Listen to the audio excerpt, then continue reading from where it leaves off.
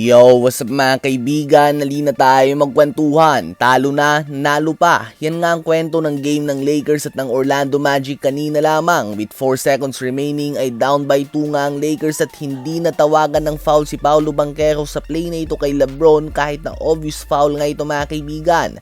Ganun pa man naging blessing in disguise nga ito dahil hindi sila pinadaan pa sa overtime bagkus nais na nga itong tapusin ng Lakers. Nagkaroon ng malaking miscommunication si Desmond Bane at Paolo Banchero sa depensa at nagresulta nga ito sa wide open Luke Kennard at kalmado na nga naipasok ang game-winning 3-point shot.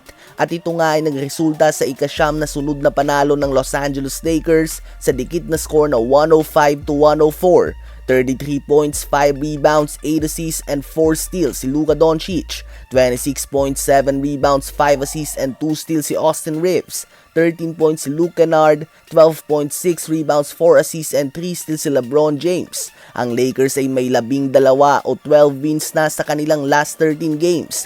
Talagang nagiinit na nga ang team na ito mga kaibigan. Hindi nga ito ang best performance sila subalit at the end of the day ang panalo ay panalo. At ngayon ay komportable nga sila sa 3rd seed ng Western Conference. Napakatindi naman ang pinakita ng Houston Rockets at ng Miami Heat sa kanilang naging tapatan. With a chance to win the game ay napakahigpit nga ng depensa ni Bam Adebayo at naipersa niya si Kevin Durant sa hindi komportable na tira. Ganun pa man to the rescue nga ang putback ng very athletic Amen Thompson at nakuha nga ng Houston Rockets ang dikit na panalo sa score na 123-122. 27 points si Kevin Durant, 24 points, 18 big rebounds si Amen Thompson, 23 points, career high 14 assists with 4 steals si Reed Sheppard, 19 points, 12 rebounds si Alperen Sengun at 13 points naman si Jabari Smith Jr.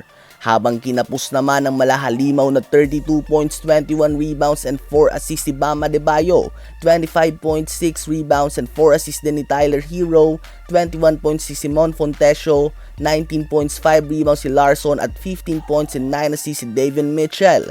Habang natanggap na naman ng Golden State Warriors ang talo kontra sa Atlanta Hawks sa score na 126-110. 28.7 rebounds, 6 assists and 4 steals si Dyson Daniels. 23 points si CJ McCollum, 17 points si Nickeil Alexander-Walker, 17 points si Zachary Risache at 16 points and 10 rebounds naman si Muhammad Guy. Another big game mula sa reigning MVP Shai Gilgeous-Alexander.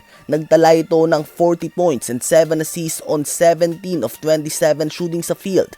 Pinangunahan niya nga ang OKC Thunder sa kanilang 11th straight win laban sa Washington Wizards sa score na 132-111. 18 points, 10 rebounds and 2 blocks din si Chet Holmgren.